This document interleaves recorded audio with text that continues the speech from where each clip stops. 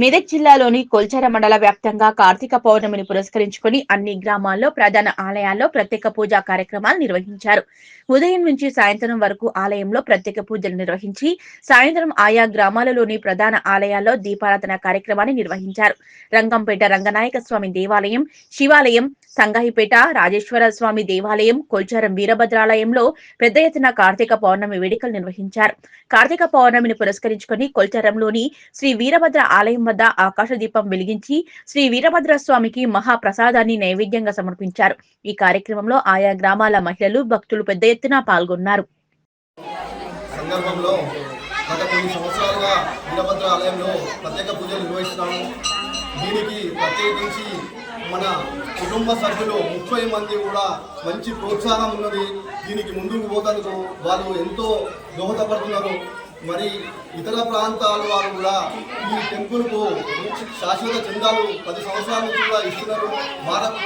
మరియు ఈ కార్యక్రమానికి గ్రామ ప్రజలు అధిక సంఖ్యలో పాల్గొని విజయవంతం చేస్తున్నందుకు ప్రత్యేక ధన్యవాదాలు. ఇలాంటి కార్యక్రమాలు ఇంకా ముందు కూడా ఎన్నో కార్యక్రమాలు అభివృద్ధికి తోడ్పడతాయని ఆ భగవంతుని కోరుకుంటున్నాను.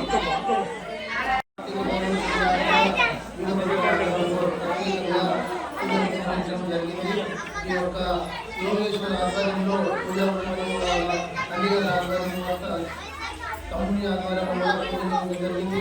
ప్రత్యేకంగా వీరభద్రస్వామికి గ్రామంలో ఉన్నటువంటి అందరికీ కూడా శాంతితో సంతోషంగా ఉండాలని కోరుకోవడం జరిగింది.